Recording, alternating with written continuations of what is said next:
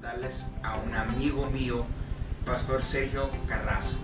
Muchas gracias por estar aquí, por tomar la entrevista. Sabemos que tu deseo es poder alcanzar a mucha gente y que entiendan la palabra de Dios. Así es. Entonces, para comenzar, ¿por qué no nos dices por qué tú haces o te dedicas al pastorado? ¿Cómo es eso en ti? Bueno, dedicarme al pastorado, primeramente tenemos que entender que nosotros somos hijos de Dios, no somos el oficio que representamos, sino que somos, en realidad todos somos hijos de Dios y tenemos una identidad. Yo como pastor, el llamado que tengo como pastor es alcanzar el mayor número de almas posibles y ganarlas para Cristo, pero en el entendimiento de Cristo en la cruz. Hay una distorsión tan grave en la religión. La religión secuestró la palabra de una manera tan aterradora que hoy en día se repite lo mismo que decía Jesucristo. Las tradiciones invalían la palabra y vivimos más por tradiciones que por la palabra. Y hablamos mucho de un reino que no entendemos y hablamos mucho de un Cristo que en realidad no conocemos. Porque el verdadero Cristo que nos salvó a nosotros nos salvó en su muerte. Y si nosotros no entendemos la separación entre Cristo, de que nació a que murió, a Cristo en su muerte, verdaderamente no hemos entendido a Cristo en la cruz. Si nosotros tratamos de imitar a Jesús en los días de su carne, como dice la Biblia, ser imitadores de mí, dice Pablo, como yo de Cristo, si nosotros nos podemos imitar, si no entendemos bien esa palabra, ese tipo de imitar a Cristo, imitamos a Jesús en los días de su carne, pues en vez de convertirnos en cristianos, nos convertiremos en judíos, porque Cristo no era cristiano, Cristo era judío. Y entonces si nosotros comenzamos a hacer lo que Cristo hacía, nos convertiremos en judíos. Pero Cristo vino a ponerle fin a esa ley judía para que nosotros vivamos en la gracia de Jesucristo al resucitar. Entonces, al tú entender esto, lo que nos has dicho, tú decidiste, porque me imagino que toda cosa la cual un hombre decide dedicar su tiempo, su vida, es por una decisión. Tú decidiste el ser pastor, ¿verdad? Porque entendiste lo que estás compartiendo y deseas que los demás, o sea, nuestro mundo, entiendan lo mismo. Todo en la vida tiene que ser a base de decisiones. Tú tienes que tomar decisiones en la vida en todos los sentidos. Y cuando tú tienes el llamado del pastor, pues tienes que tomar la decisión de aceptar el llamado o vivir frustrado por el resto de tu vida por no tomar la decisión. La decisión de ser pastor por el llamado que tú tienes, si tu llamado es genuino y tú no tomas esa decisión, vivirás el resto de tu vida en el infierno, prácticamente, porque no estás cumpliendo el propósito por el cual tú estás aquí. Entonces cuando tú tomas la decisión de tomar el pastorado, la responsabilidad es muy grande, porque lo que Cristo nos mandó a predicar es el Evangelio, y el Evangelio, la palabra Evangelio es una palabra en aquel tiempo muy inusual, que tenía que ver con buenas noticias, pero el Evangelio, la palabra en sí, el origen de la palabra tiene que ver con una noticia tan grande, tan enorme, que es imposible casi de creer. Por eso se llama Evangelio, es decir, decirle a los judíos que por miles de años habían cumplido una ley mosaica al pie de la letra, bajo condenación de que si no la cumplían merecían la muerte y vivían la separación de Dios por consiguiente. Decirle a un judío que ya no es por cumplir la ley que tú eres acepto en Cristo, en el amado para Dios, y ya no es por cumplir la ley que tú eres, que tú reconcilias tu relación con el Padre, sino temporalmente, sino que ahora permanentemente reconcilias tu relación con el Padre solamente creyendo en que el Hijo del Padre pagó el precio que tú y yo no pudimos pagar en miles de años. Eso es Evangelio. Es decir, Evangelio es algo tan bueno, que es difícil de creer, pero que es cierto. Y por eso se llama Evangelio. Decirle a un judío que crea que Jesucristo el que ellos mismos mataron en la cruz del Calvario, vino a cancelar toda esa condenación. Y ahora decirte que si tú crees que en la cruz del Calvario, cuando Él derramó la última gota de su sangre, te trasladó de ese desconocimiento, de que no conocías a Cristo, a conocer el verdadero Mesías, que te rescató, que te salvó, que te trasladó de las tinieblas a su luz admirable y que te puso en el reino de Él, ya te instaló en el reino para que reines desde aquí, es como algo increíble. Eso se llama evangelio. Eso se llaman buenas noticias de salvación. La distorsión tan enorme que ha habido en la impartición del evangelio es que han convertido en el evangelio del terrorismo, o llamémosle más allá aún, el evangelio de las ocurrencias. Lo que se le va ocurriendo a cada uno, decir que es evangelio, y que el evangelio de la unción que les escurre de la mano, y del trapito santo, y de la botella de aceite, y el evangelio de una bola con el perdón de la expresión, de tarugadas que nada tienen que ver con la palabra. Entonces, el evangelio, ¿qué es? El verdadero evangelio. El verdadero evangelio es entender a Cristo en la cruz. Es entender que Cristo te salvó en su muerte, en el sacrificio perfecto. Antes no. La salvación de Cristo en los milagros que hizo en el ínter de su ministerio fue salvación circunstancial, es decir, a la mujer que acusaban de que la encontraron de adulterio en el pleno acto, pues la salvó. ¿De qué la salvó? De que no la mataran, los que la condenaban. Pero sí, y le dijo, vete y no peques más. Cambia de hacer lo que haces, porque el día que te agarren por allá, y si yo no estoy, allá sí te linchan. Así la salvó momentáneamente de la circunstancia. Cuando le dice a la mujer que salvó a la mujer del flujo de sangre, dice, tu fe te ha salvado. ¿De qué la salvó? Del flujo de sangre. No la salvó eternamente, la salvó de su enfermedad. Pero para que Dios salve eternamente a alguien, tiene que haber derramado su sangre en la cruz del Calvario. El sistema de sacrificios que viene desde el Viejo Testamento se perfecciona en Cristo. Por eso Juan el Bautista dice, este es el Cordero de Dios que quita, erradica, desaparece el pecado del mundo. Es decir, para que él dice que la Biblia que Dios reconcilió en Cristo los cielos y la tierra. Los cielos y la tierra estaban separados. El hombre y Dios estaban separados. Y el hombre vivía por visitaciones de Dios. Cubría el pecado con sacrificio, Dios visitaba al hombre. Y vivía en ese sentido. Tú vas a escuchar hoy expresiones como dicen, tuvimos una visitación del Espíritu Santo tan bonita. Se oye muy romántico y muy bonito, pero el Espíritu Santo no visita a nadie. El Espíritu Santo vive aquí. Es decir, el cuerpo encarnado de Cristo, que es la iglesia, es el templo del Espíritu Santo. Dios vive aquí, se manifiesta, es una cosa, pero aquí vive. No nos visita. Siempre. Aquí está siempre. No se va. No se va y viene. Reconcilió los cielos con la tierra. De hecho, espiritualmente, tú y yo y Michelle estamos perfectos espiritualmente. Pero te digo algo, tenemos un problema grandísimo con nuestra carne, porque la Biblia dice que la carne no se sujeta a Dios ni tampoco puede, y dice que la carne es enemistad contra Dios, precisamente porque no se sujeta. Y el pecado que quitó para que tu espíritu fuera reconciliado con Dios y dejaras de ser alma viviente y te convirtieras en espíritu vivificante, el pecado que quitó dice que lo condenó en la carne. Y si el pecado está condenado en la carne y tu espíritu está en la carne, entonces ahí hay un jaloneo.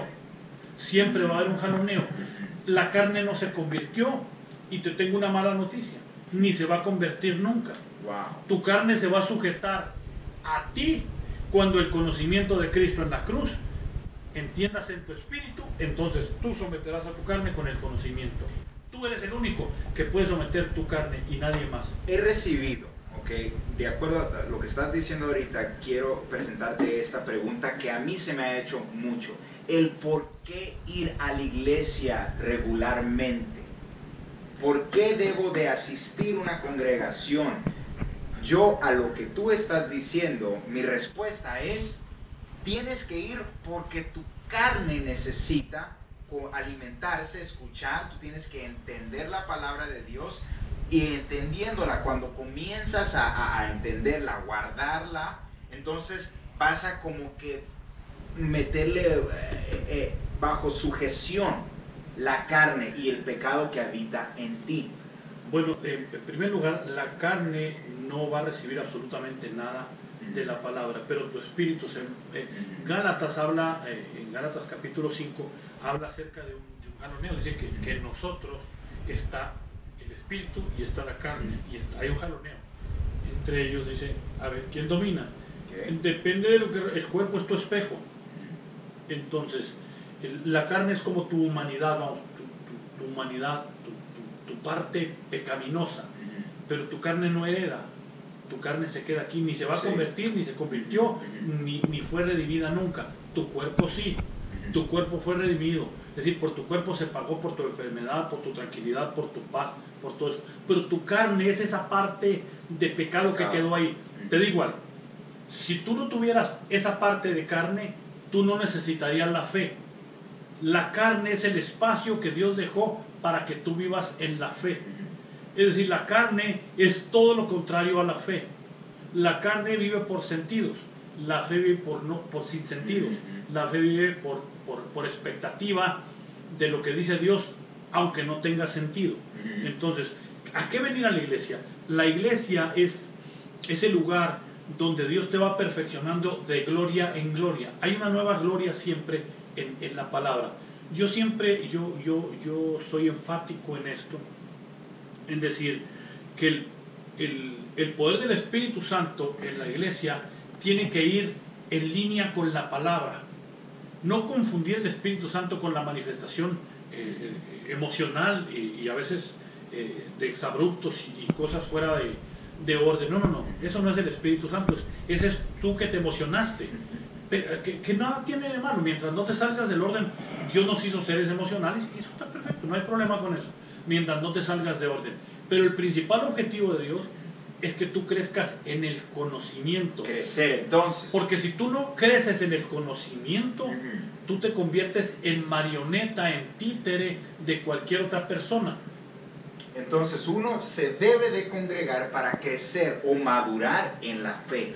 Pero una de las cosas en que uno se debe congregar, la palabra dice que nosotros nacimos para la alabanza de su gracia, de su gloria. Entonces una de las cosas que nosotros nos debemos de congregar es que Dios habita en medio de la alabanza, y en medio de la congregación dice que somos la congregación de los espíritus hechos perfectos, y Dios insta que nos congreguemos, y no dejando de congregarse como algunos tienen por costumbre, da por entendido que Él no está de acuerdo que no nos congreguemos, porque en medio de la congregación está la revelación de la palabra, está el crecimiento, está la manifestación de los dones, están los llamados y está el compromiso. El no tener compromiso con tu iglesia te hace un ambulante, y el ambulante, el predicador ambulante, no tiene compromiso con nadie, y entonces tiende a hacer su propia iglesia según su entendimiento. Hay mucha gente que dice, no, es que a mí no me gusta, yo no soy cristiano de iglesia, a mí me gusta así, me gusta así, me gusta esto, y esto no me gusta. Ellos imaginan una iglesia y se la hacen a su modo. Sí. Y Dios no quiere eso. Dios puso reglas en la iglesia de cómo se debe congregar. Y la iglesia es el lugar, Jesucristo le llamó casa de oración, es el lugar donde nosotros tenemos que venir a congregarnos y a darle un fruto de labios que confiese su nombre. Dice que presentemos nuestros cuerpos en sacrificio vivo. Cuando habla de sacrificio vivo, es que tú no tienes que matar a nadie ni derramar sangre, sino presentarte tú vivo, levantando manos santas y cantando y alabando y adorando a Dios en la congregación. Y luego darle a Dios en la alabanza y en la adoración, y luego recibirás de Dios su palabra, su instrucción, para que tú enfrentes la vida no en la iglesia, sino fuera de la iglesia, y puedas salvar un entendimiento como fue salvado el tuyo, salves otro allá afuera, para que sea feliz como tú eres feliz. Muy bien. Propósito de vida. A la lupa de todo el entendimiento que tú posees, el propósito de vida del ser humano, hombre o mujer que esté viendo este video, ¿cuál es? Mira, el propósito de la vida es alabar y adorar a Dios. Dice que fuimos creados para la alabanza de su gloria. Y yo no sé si tú te fijas, pero cuando hay esa distorsión o esa desviación o esa falta de conocimiento, el hombre tiende a adorar a su empresa, a su líder, a otros dioses como otras religiones o la religión en sí, o tradiciones, porque tenemos la tendencia, fuimos creados para adorar a algo, pero ese algo se llama Dios, no es algo, es Dios, y la gente tiene que adorar a algo. Entonces a veces, por no sujetarse, se involucran otras cosas y algo tenemos ese sentido de pertenencia a alguien que nos inspire a adorarlo, y si no es Dios, tiene que ser otro.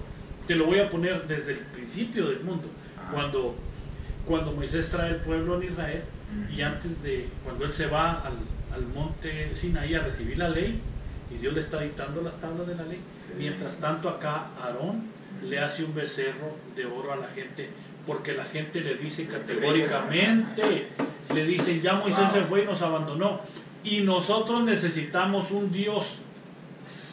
Todo mundo necesita un Dios.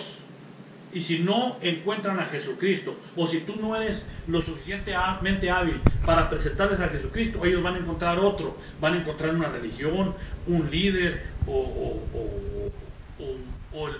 puede ser trabajo, dinero, puede ser dinero, puede ser exacto, cualquier otra cosa, pero tienen que adorar algo. Wow. Entonces, hay mucha gente en nuestro mundo actual adorando muchas cosas vacías, huecas. Totalmente. Que al final les produce a ellos insatisfacción, infelicidad, depresión, cosas así. Y te lo digo con mucha tristeza en mi corazón. No nada más allá afuera. Dentro de la iglesia de Cristo hay gente que no ha aprendido a adorar a Dios. Es más, me voy un poco más allá, y yo sé que esto va a ser bien fuerte. La iglesia no es una institución de beneficencia pública. ¿Cómo así? El objetivo de la iglesia no es que la iglesia tenga un banco de comida o tenga un cuerpo de asistencia médica o cosas de ese tipo. Esas serían cosas secundarias. Es decir, la ayuda social al prójimo serían cosas secundarias. Que la gente se acerque a la iglesia a recibir ayuda, sobre pretexto o el anzuelo para conocer a Cristo, ya de antemano ya empezamos mal. De antemano ya empezamos mal. Porque la función de la iglesia no es esa. La función de la iglesia es más, la palabra iglesia ni siquiera es una palabra religiosa. La palabra iglesia es una palabra política que los griegos utilizaban para. La palabra iglesia quiere decir cuerpo de gobierno. Los reyes tenían su iglesia, y la iglesia, es decir, el cuerpo de gobierno, transmitían los pensamientos del rey al pueblo. Esa es la función de la iglesia. La iglesia es acercarte para recibir las instrucciones de Dios, y cuando tú recibes las instrucciones de Dios, cambia tu vida. Cuando tú recibes a Cristo como tu Salvador, cambia tu vida, y el propósito de tu vida se convierte en que, como cambió tu vida, hagas que otro cambie, que discipules a otro y a otro y a otro. Dice ir y hacer discípulos. Por eso le dice a Pedro, ¿quién dice la gente que yo soy? Le dice Jesucristo. Pues otros dicen, no, pues unos dicen que Juan el Bautista, otros Elías, Moisés, X. Y Jesucristo le dice, ¿y quién dice la gente, quién dicen ustedes que yo soy? Y le dice, no sabían ellos tampoco. Pero Pedro dice, yo. Y le dice, tú eres el Cristo, el Hijo del Dios viviente. Y Jesucristo le dice, sobre esa revelación que acabas de pronunciar, estableceré iglesias. En ese momento pronuncia la palabra iglesia, y ellos entendían la palabra iglesia como un cuerpo de gobierno. Ellos sí entendían lo que quería decir iglesia. Pero la revelación que acaba de dar Pedro es sobre el fundamento que es Cristo, el Hijo del Dios viviente. Sobre ese fundamento que acabas de hablar, estableceré mi iglesia. Es decir, la iglesia va a tener la función de transmitir mis pensamientos al pueblo, a la demás gente. Esa es la verdadera función de la iglesia. No es alimentar. No, nosotros tenemos que amar a nuestro prójimo, y Jesucristo dice, en aquel día me dirás que no me cobijaste, que no me diste de comida. Eso es una función particular de cada uno de nosotros. Tenemos que ser solícitos en ayudar a nuestro prójimo, en amar. Cada quien que ama a su prójimo como a sí mismo, tú no puedes ver a alguien desamparado y no ayudarlo y luego decir que lo amas. Pero tú, no en la función colectiva de la iglesia. Puede ser algo secundario como tener un área de ayuda de la iglesia, pero que sea algo periférico y no la función de la iglesia en sí, sino que la función de la iglesia es transmitir los pensamientos del Rey, de Reyes y Señor de Señores, al pueblo que no lo conoce. ¿Qué es Cristo en nosotros? Es un misterio.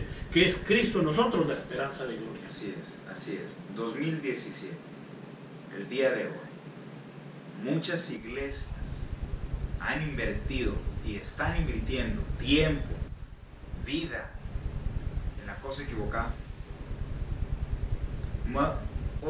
O te pregunto esto, ¿qué ves tú que muchas iglesias convencionales o tradicionales estén haciendo mal?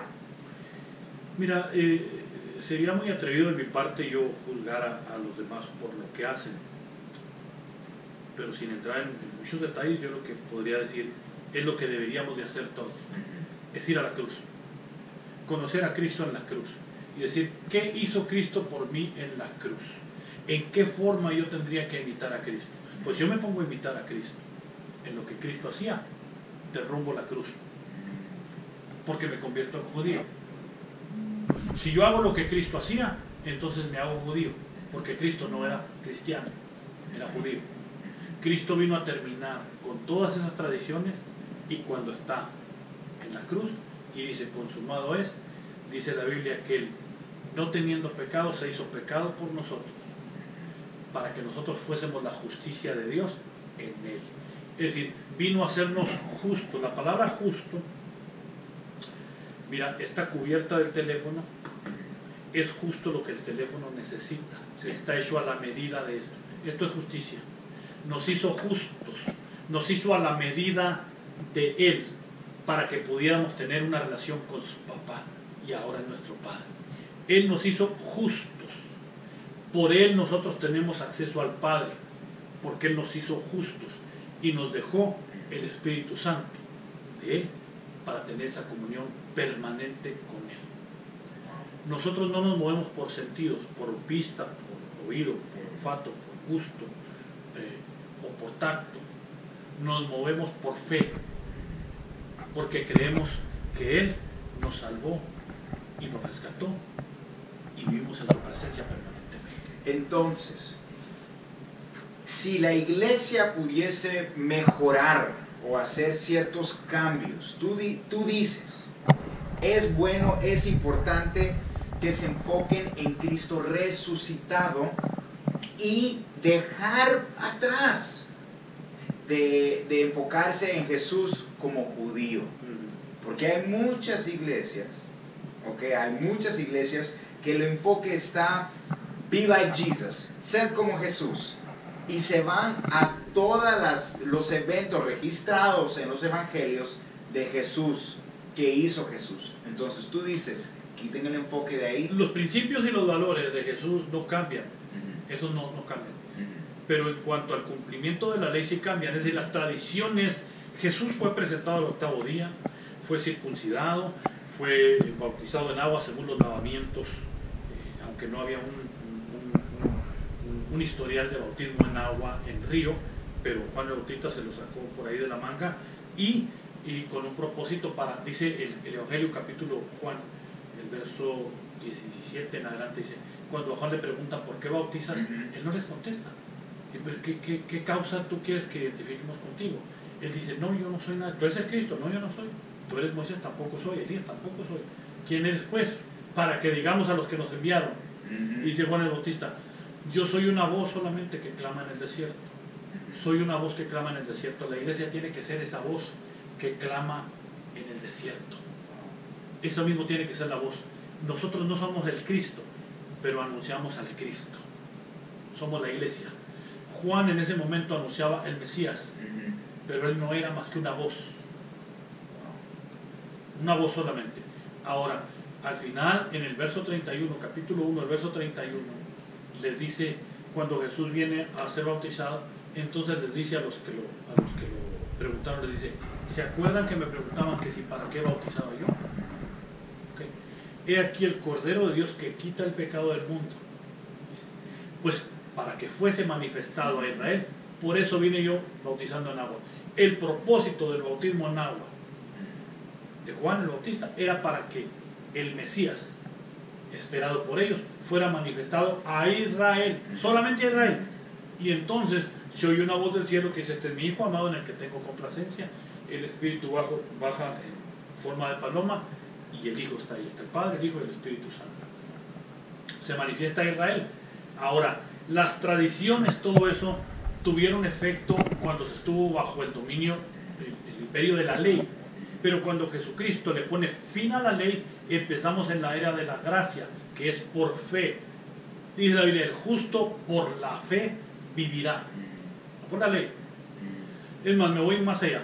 Gálatas capítulo 2, el verso 19 dice, porque yo fui muerto a la ley por la ley. Es decir, la ley me mató a la misma ley.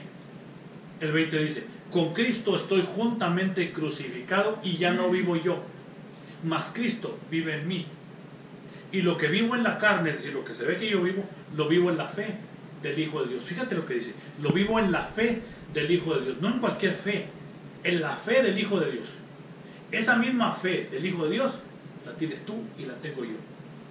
Pero no hemos manifestado lo que somos, porque la religión secuestró la verdad y ha mantenido oprimido al pueblo en una bola de tradiciones, de rudimentos y de situaciones que nada tienen que ver con el Cristo de la gloria. Cuando nosotros entendamos el verdadero propósito, este mundo va a cambiar. Cuando entendamos a Cristo en la cruz. ¿Y ese cambio, cómo se ve? Descríbelo. Imagínatelo y descríbelo. Se ve paulatino, pero con mucha oposición. Estábamos leyendo el libro de los Hechos y estábamos viendo la misma oposición que tenía Pablo. Sigue la misma posición. Sigue la misma posición. El pueblo quiere llenarse de trapitos santos, de rosas benditas, de aceititos, de untaderas de manos por aquí, de tumbaditos, del caído, de brincolinas y de cosas de esas, porque siguen en la carne. Eso es pura carne. Cuando entiendan que el Espíritu es otra cosa. Cuando el Evangelio verdadero se predique en todas partes, cuando volvamos al Pentecostés original, entonces este mundo va a cambiar. Tenemos que volver al Pentecostés, al original, cuando dejemos que el Espíritu Santo fluya a través de nosotros en orden. Nombraste una cosa, oposición. En el momento que más y más personas entiendan lo que tú estás predicando y anunciando, ¿habrá más oposición? Yo pienso que sí, en la medida que la gente vaya entendiendo, pues va a haber más oposición, porque pues esto es normal. Esto es normal que cuando tú le mueves el tapete a alguien, ya la gente está establecido el asunto. Nadie quiere mover las cosas, porque hemos convertido la palabra en cierto sentido, en algunos casos en fuente de ganancias deshonestas, y moverle el asunto a alguien así, pues le llegas a donde le duele. Y verdaderamente te digo, con mucho dolor en mi corazón, mucho de esto, hay mucho mercantilismo en el Evangelio. Y obviamente que el predicar la verdad va a tener oposición. Pero la Biblia dice, todo lo puedo en Cristo que me fortalece. Así que cuando hay un propósito y hay un respaldo de Dios, pues vamos a seguir. Sí. Actualmente vamos a subir este video muy pronto. En cuanto subamos este video podrán ver ahí la fecha.